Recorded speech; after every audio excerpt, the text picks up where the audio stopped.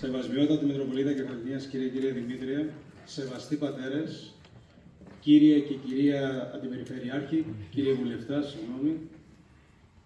κύριοι Δήμαρχοι, Ιθάκης και Σάμης, με τους Δημοτικούς Συμβούλους που σας συμμετέχουν, κυρία Αντιδήμαρχε Λιξουρίου, κύριε Δήμαρχε Αργοστολίου, αγαπητοί συνάδελφοι μέλη του Δημοτικού Συμβουλίου, εκπρόσωποι των Σωμάτων Ασφαλείας, κύριε Διοικητά του Νοσοκομείου, πρόεδροι των τοπικών κοινοτήτων και μέλη των τοπικών κοινοτήτων, αγαπητές φίλες και φίλοι.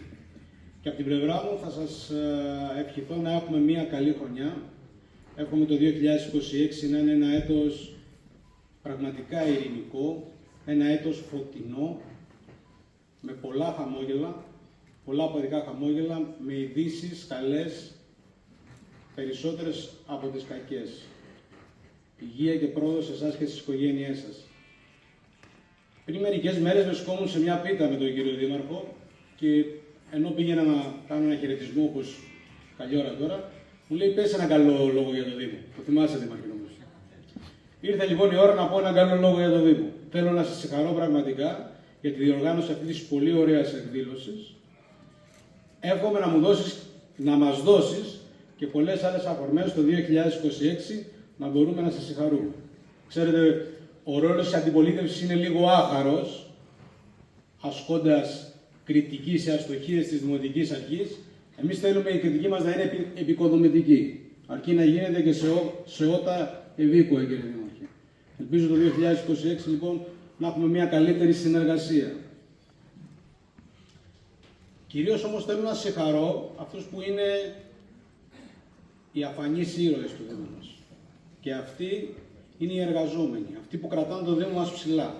Αυτοί που στηρίζουν το Δήμο μας από τον Πόρο και τον Άγιο Νικόλαο μέχρι τα Ζόλα και τον Αγκώνα. Που καθημερινά εργάζονται με πίστη, με μεγάλη προσπάθεια για να είναι ο Δήμος μας ψηλά. Και πραγματικά τους ευχαριστώ από καρδιάς. Θέλω να ξέρουν ότι θα είμαι πάντα δίπλα τους σε οποιοδήποτε δίκαιο αίτημά τους.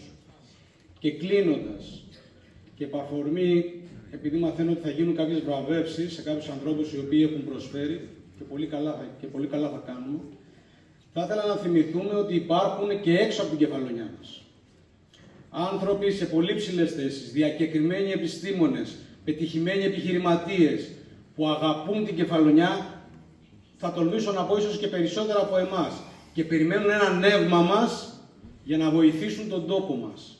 Ίσως ήρθε η ώρα λοιπόν να στρέψουμε το βλέμμα μας προς αυτούς τους ανθρώπους